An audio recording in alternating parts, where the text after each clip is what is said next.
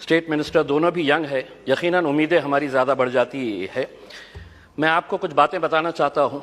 Morocco बहुत छोटा सा देश है, लेकिन जब ब्राज़ील को हराया तो शायद ब्राज़ील ने कभी सपने में भी नहीं सोचा होगा कि मोरक्को से हम हार जाएंगे।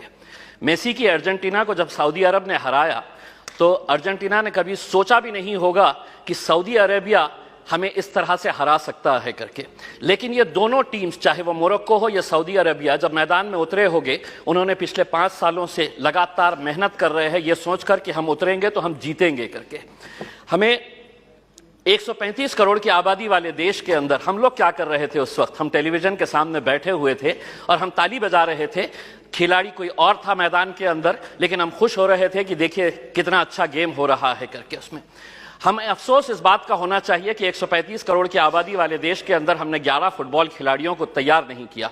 उस दिन सारे देश ने इस बात का चिंतन किया और हमने भी सोचा, यकीनन आपने भी सोचा होगा कि कहीं ना कहीं कुछ हमारी खेल नीतियों के अंदर कुछ बदलाव लाने की जरूरत है, वरना 135 करोड़ देश की आबादी अगर हम एक टीम तैयार नहीं कर रहे हैं तो कुछ ना कुछ कहीं ना कहीं गलत हो रहा है। इस बात का एहसास हुआ है और शायद वही एहसास को लेकर आज हम सभी लोग यहां पर इकट्ठा हुए हैं। मंत्री जी, मैं आपसे पूछना चाहता हूं, यूएस और चाइना ऐसा क्या कर रहा है कि उनके खिलाड़ी मैदान के अंदर उतरते हैं, कोई भी इंटरनेशनल इवेंट जब ऑर्गेनाइज होता है तो उनके खिलाड़ी गोल्ड ऐसे ही हंसते हंसते लेकर चले जाते हैं। हम एक गोल्ड अगर लेके आ जाते हैं तो पूरा देश सेलिब्रेट करता है, बल्कि प्राइम मिनिस्टर ले लीजिएगा, पूरे मिनिस्टर्स ले लीजिएगा, पूरे चीफ मिनिस्टर्स उसका जश्न मनाते हैं, जबकि हमारे पास पोटेंशियल इससे ज्यादा है। कहीं ना कहीं हम कुछ ऐसा नहीं कर पा रहे हैं वो कर रहे हैं करके। वो क्या कर रहे हैं? तो वो बचपन से ही अपने खिलाड़ियों को आइडेंटिफाई कर रहे हैं, कौन हमारा खिलाड़ी कौन से खेल के अंदर है, और उसके बाद पूरी जिम्मेदारी उनके स्पोर्ट्स एसोसिएशन, फेडरेशंस और वहां की सरकार उठा रही है।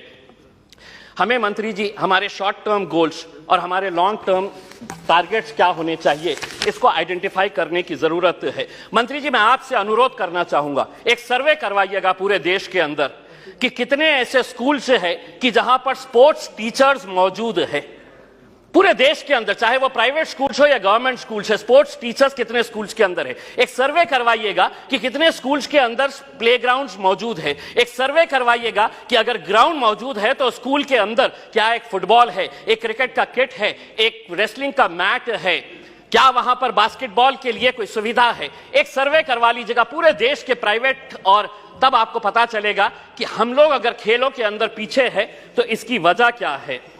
अध्यक्ष महोदय, मैं आपसे के जरिए मंत्री जी से यह अनुरोध करना चाहूंगा, 75 साल देश के आजादी के हो गए हैं, हम वैसे भी करोड़ों रुपया ऐसे वैसे कामों के ऊपर खर्च कर रहे हैं। मंत्री जी ये जिम्मा उठाइएगा कि 75 साल देश की आजादी के मौके के ऊपर हम हर स्कूल को एक स्पोर्ट्स किट प्रोवाइड करेंगे, जिसके अंदर एक फुटबॉल रहेगा, एक रेसलिंग का मैट रहेगा, एक बैडमिंटन के लिए, वॉलीबॉल के लिए जो नेट लगता है वो रहेगा। अध्यक्ष महोदय, एक मिनट, मैं सिर्फ सुझाव दे रहा हूं, और उसके ऊपर लिखिएगा कि अगर खेलेगा इंडिया तो जीतेगा इंडिया। उसके ऊपर आपकी तस्वीर लगाइए, आदरणीय पंतप्रधान जी की तस्वीर लगाइए, और एक 75 साल का तोहफा बोल के देश के तमाम स्कूल्स को आप ये दीजिएगा। हर राज्य के अंदर 4 कम से कम स्पोर्ट्स यूनिवर्सिटीज होनी चाहिए। मेरे शहर के अंदर थी, पूना वालों ने उठाकर उसे पूना लेकर चले गए।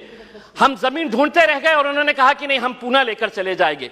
4 स्पोर्ट्स यूनिवर्सिटी जिसका फोकस एरिया यही होना चाहिए, sports education, sports management, sports science, sports research और स्पोर्ट्स न्यूट्रिशन। मैं मंत्री जी आपको बताना चाहता हूं, औरंगाबाद के अंदर एक स्पोर्ट्स अथॉरिटी ऑफ इंडिया का साई का एक्सीलेंसी सेंटर है। आज तक करोड़ों रुपया आपने खर्च किए हैं उसके ऊपर, लेकिन कोई भी एक इंटरनेशनल लेवल का वहां पे इवेंट ऑर्गेनाइज नहीं किया गया है। आप खेलो इंडिया के जरिए आप अंडर 17 के टैलेंट को आप आइडेंटिफाई करते हैं, हम उसका स्वागत करते हैं। उसी तर्ज के ऊपर अगर स्कूल गेम्स फेडरेशन, अध्यक्ष सिर्फ एक minute, school games federation identify करिएगा। दूसरा, सबसे जाते जाते सिर्फ यह कहना चाहूंगा, भारतीय जनता पार्टी के एक एमपी है बृजभूषण सिंह जी, वो खुद एक पहलवान है। अगर वो रेसलिंग फेडरेशन ऑफ इंडिया के प्रेसिडेंट है तो हम उसका स्वागत करते हैं, लेकिन जिसने कभी जिंदगी में कोई एक गोल नहीं किया वो फुटबॉल एसोसिएशन का प्रेसिडेंट, जिसने कभी क्रिकेट बैट नहीं पकड़ा वो क्रिकेट एसोसिएशन का प्रेसिडेंट हो गया है। इसीलिए हम आपसे अनुरोध करेंगे, एक नियम बनाइए, राजनेताओं को खेलों से दूर रखिएगा, तब जाकर हमारे खिलाड़ी दुनिया के ऊपर राज करेंगे। बहुत बहुत धन्यवाद।